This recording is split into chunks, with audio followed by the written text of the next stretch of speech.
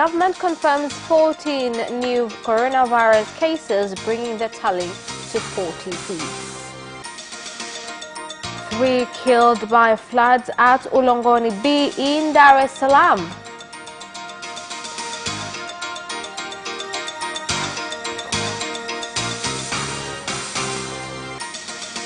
And in a sports, draft champion Shaban Mdoka to compete with players from the south and west of Tanzania.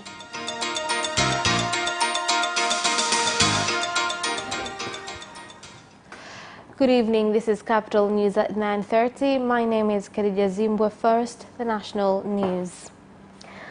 The Ministry of Health, Community Development, Gender, the Elderly and Children, Umi Mwalimu, has confirmed 14 new coronavirus cases, bringing the tally to 46, up from 32 reported on 10th of April 2020. In her statement, Minister Umi Mwalimu said all the 14 cases are Tanzanian nationals and that 13 of them are from Dar es Salaam and 1 from Arusha.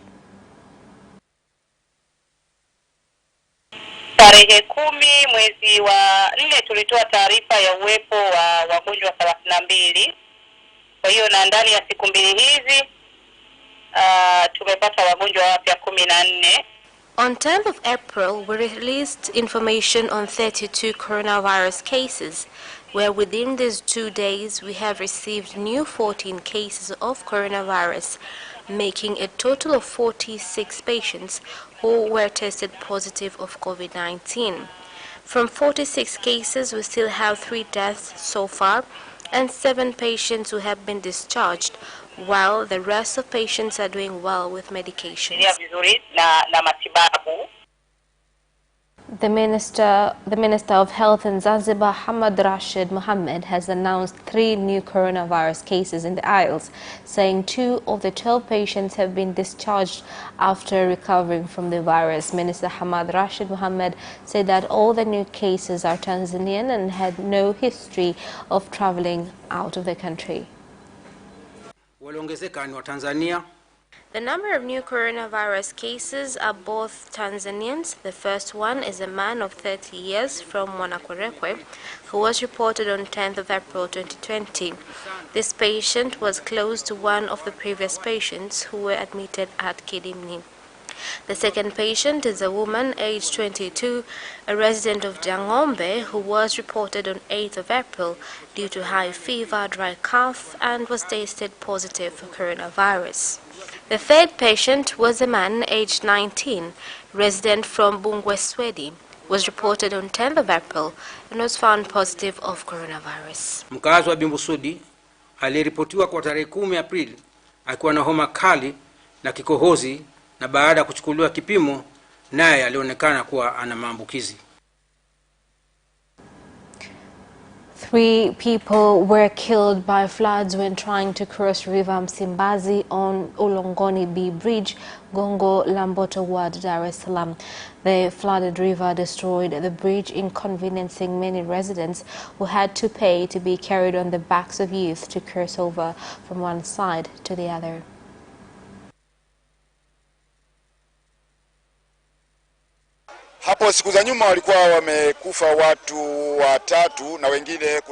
From the previous floods, people died from Kisarawe and were found here. Almost 8 people were looked for, but last night 2 people were found dead and the 3rd person was found in Stakishari area. These people died while crossing river on their way home.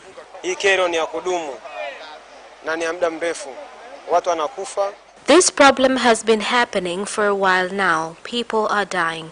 Children are failing to go to school because of this bridge, which is actually the main means of crossing over the bridge from Ulongoni to Kinyerezi. The Chinese contractors are working on a design that will be suitable for this area, a design that is even used back in their country. They are waiting for the rains to end before they begin construction.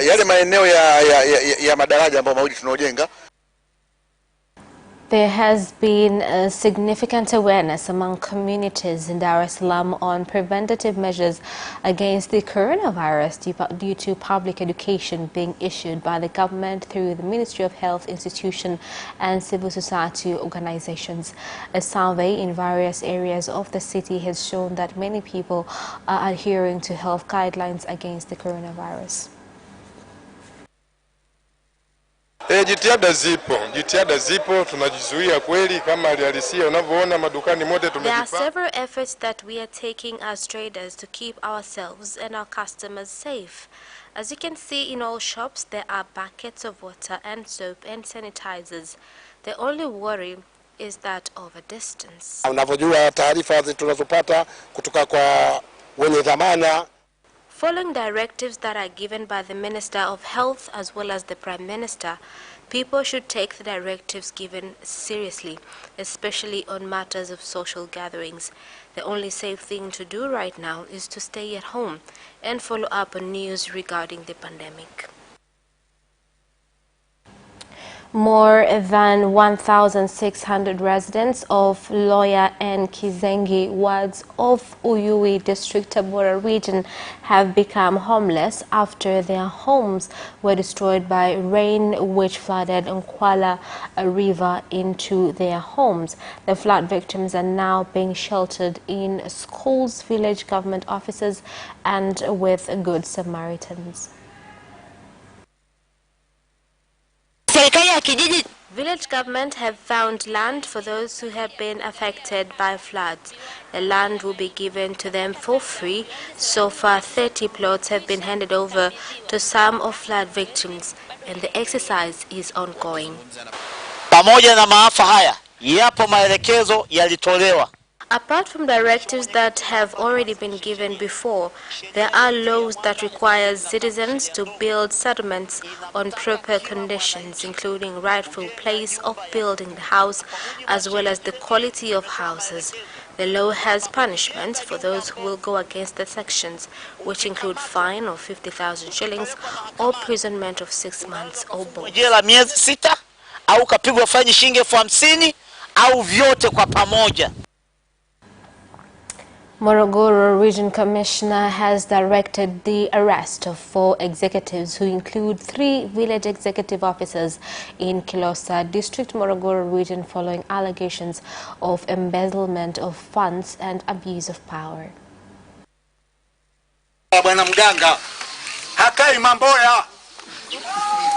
Mboya is not living here, something that Opondela residents will agree. Pregnant women are really suffering. There are no doctors at night. We have presented our grievances before, but nothing has been taken seriously. Why don't you have mercy on these poor residents? They must be given rightful services that they deserve. Do not harass them. Unfortunately, there is no report of income and expenditure for this village. Village leaders think that they are ruling their own country. They are above people, not working for the people. This must change. Taarifa yoyote ile haipo. Watendaji wa vijiji wanageuka wanakuwa miungu watu. Residents from Bulmani Street, Somanda, Bariadi District Council, Simiyu region have joined forces to repair a road which for a very long time has been impassable. Ndio maana hata mimi mwenyekiti wa mtaa ni kiongozi ambaye ninawakilisha serikali katika mtaa wangu. I am the local government leader. This area, which is a place where the state house will be built, we have the challenge of poor road infrastructure, a challenge that we are determined to work on it ourselves so that Bulmani Street will have the value that it deserves, since most of government offices are found here.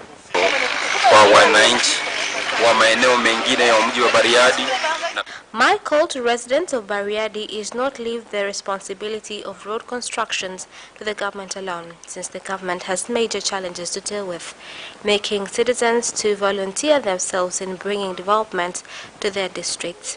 Luckily, our government is on alert. If they see such kind of efforts, they will definitely support their efforts. Angalau kwa kiwango cha kupitika. Residents from Ngole and Kizugolo villages, Ulaya, Ward, Kilosa district, Morogoro region have commended the government for addressing the problem of lack of safe and clean water after drilling a well which will enable them access clean water.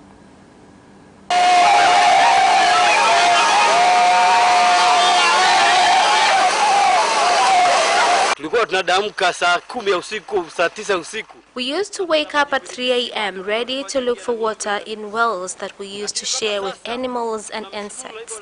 But right now we are commending the Deputy Minister of Water for bringing to us this well that we are all grateful for. Kiukweli kwamba katika kata yangu ya Ulaya kijiji cha Ngole kilikuwa na adha kubwa sana ya maji. Honestly, this village had a long-term problem of water since independence. Villagers didn't have even a deep well. I'm happy that today we are winding up constructions of the second well, which has depth of 54 meters, making me proud to say that the problem of water in Mangole Ward is going to be. Sasa imekwisha. 8 people were killed by floods in Kiteto District, Manyara region caused by ongoing rains.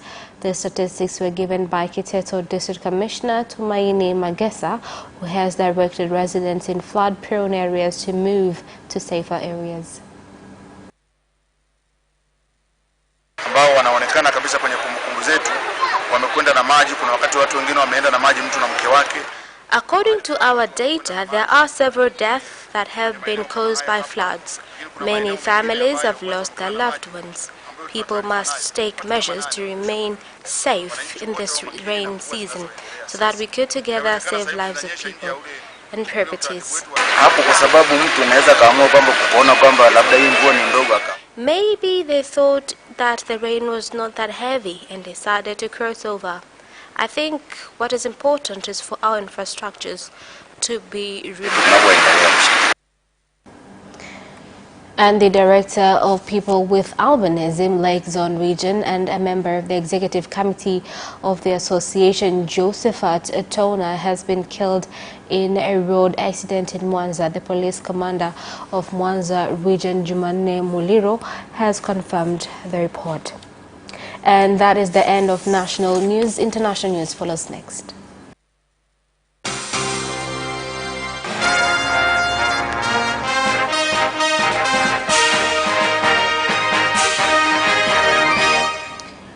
And in international news, Kenya has confirmed 11 more cases of the new coronavirus, bringing the total number of confirmed cases to 208. Health Cabinet Secretary Mutahi Kagwe has said the cases who are aged between 1 and 42 years old are from 674 samples tested in the last 24 hours and that they are all Kenyans. In the last 24 hours, we have tested 674 samples. Out of these samples, 11 have tested positive for coronavirus disease. And so we have now passed the 200 mark. Our figure stands at 208 persons tested positive in our country. All the 11 are Kenyans. 4 have a history of travel from the United Arab Emirates. 6 are male, while 5 are female, aged between 1 year and 42 years. The spread of the cases with regard to their counties of residence is as follows: Mandela 4, Mombasa 3, Nairobi 2, Nakuru 1, and Machakos 1. 4 of the cases have emanated from mandatory quarantine centers, while 7 were picked by our surveillance teams. Over the same period, 14 more persons have been discharged from hospital after successful treatment. And 1 other positive case has also turned negative after a mandatory 2 tests. Cumulatively, therefore, we have 15 new recoveries in the last 24 hours, bringing the total figure of recoveries to 40. We have unfortunately also lost one more patient in Nairobi, bringing the number of deaths to 9. Fellow Kenyans, however, we can turn around this situation within a short time if we strictly adhere to what we have said. The Ministry of Health in Rwanda has announced that 7 people who had been infected with the coronavirus have recovered and have been discharged after receiving treatment in hospital. The announcement comes a day after 11 people were discharged after recovering from COVID-19. President Paul Kagame has commended health workers for fighting for the lives of those infected with the virus. I'm here personally to thank you for the good things that you have done. Most of you have sacrificed a lot and even put your lives at risk. But you are doing this job because of caring for Rwandans who truly needs your care and support at this moment. I don't know how much I could thank you for the exceptional job done.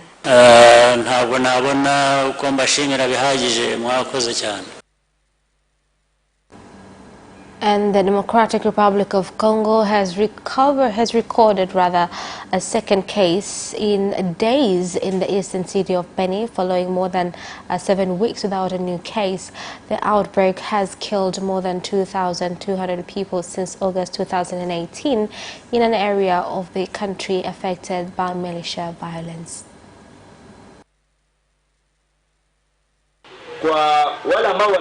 As a non-governmental organization, we are calling on citizens to remain calm as we seek for answers towards what are the reasons for the Ebola cases that have been reported today.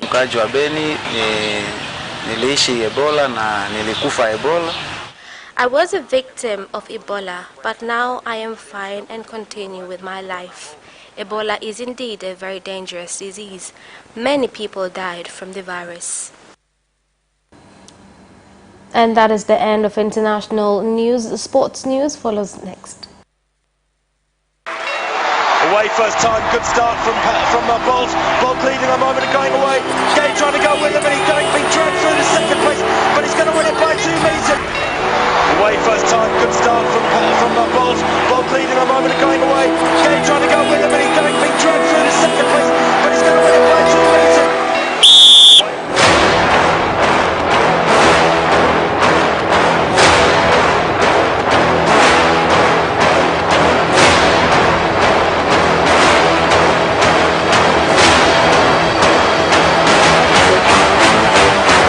Opposition, Joaquinho, he did lose to length.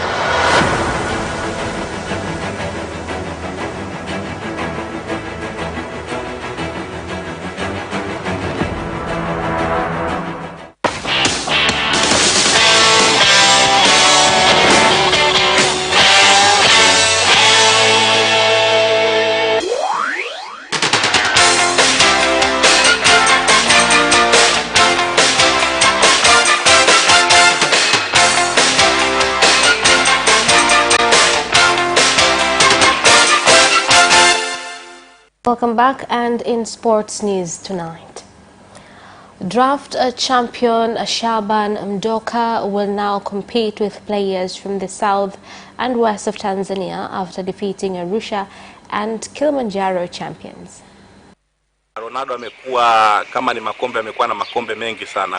has had so many trophies. For instance, in the Moshi competition, he played a former champion of the same competition called Hemedi Gaidi. But this time they met again in the final like last year, and this time Ronaldo won. In the different competitions that I have witnessed, I can say this is like his 7th win. Former Simba head coach Madaraka Bendera says the league has to continue with 20 teams, as this will help in producing more local players as well as make the league more competitive. Labda kwa mtazamo wangu nilikuwa naona kwamba tubaki na timu 20 kwa sababu kuna faida kubwa kubaki na timu 20 I personally think we should remain with 20 teams because there is a huge benefit of remaining with 20 teams. First, in 20 teams, there are teams that I call patriotic teams, which have local players, and they provide them with the opportunity of participating in the Premier League. Zimeibuka lakini zimeweza kuwabeba wachezaji ambao ni wachezaji local players wa kwetu. Tottenham have reversed their controversial decision to utilize the government job retention scheme and promised to pay all non-playing staff their wages in full. Here's the story. The Spurs chairman, Daniel Levy, said at the end of March they would reduce the wages of 150 staff members by 20% while utilizing the government scheme with a number of staff furloughed during the outbreak. The decision has led to widespread criticism and scrutiny within Tottenham, announcing on Monday they were making a U-turn. A statement from Spurs read, "In our last update, we said we'll keep our position under review, especially in the context of revised budgets and cost-cutting. Having done so, we have decided that all non-playing staff, whether full-time, casual or furloughed, will receive 100% of their pay for April and May. Only the board will take salary reductions." Manchester City are scouting Sante Hansen, the 17-year-old Ajax forward who was the Golden Boot winner at the last year's Under-17 World Cup in Brazil. Here's more on the story. Hansen's contract expires in summer 2021. The Dutch youth international would cost in the region of £6 million, a relative bargain for City given his talent and potential. Hansen has played twice for Ajax, making his Eredivisie debut with a 15-minute substitute appearances in December 6-1 defeat of Den Haag. In Brazil, Hansen scored 6 times for the Netherlands in 7 matches to claim the Golden Boot, a return that featured a hat-trick in the last 16 win over Nigeria. He was moved to number 9 after playing on the wing earlier in the tournament, where the Dutch side eventually finished 4th. Barcelona midfielder Ivan Rakitic has criticized his club for their recent treatment of him and for trying to force his departure last year. Here's the story. The Croat has been at Barca since 2014 but has fallen out of contact this campaign due to the arrival of Dutch midfielder Frankie de Jong and has only started 10 of the club's 27 La Liga matches. Rakitic confirmed that he refused to move to Paris Saint-Germain last year as part of a deal to bring Neymar back to the Camp Nou. He also spoke of his disappointment at losing his place in the team this season and insisted he wishes to see out his contract, which ends in 2021 and would mean Barca would not be able to earn a transfer from his departure. And Chelsea have discovered Peter Bonetti as one of the club's greatest ever players after the former goalkeeper's death at the age of 78 was confirmed on Sunday. Affectionately nicknamed the Cat for his agile displays, the Putney-born Bonetti was a Stamford Bridge favourite for his unerring loyalty in the club, having made his debut as an 18-year-old and earning his first clean sheet in March 1960. A Chelsea statement confirmed he had died after a long-term illness, while the club captain, Cesar Azpilicueta, tweeted, "Rest in peace, a true legend of our club, sending love to Peter's family." Across 2 spells with Chelsea, punctuated by a short stint in the US with the St. Louis Stars, Bonetti worked his way to 729 appearances, keeping 208 clean sheets, a tally surpassed only by Peter Cech in 2014. Only their defender, Ron Harris, with 795, has made more appearances for the club. And our sports item ends our news bulletin for tonight. My name is Khadija Zimbwe. Thank you for watching and good night.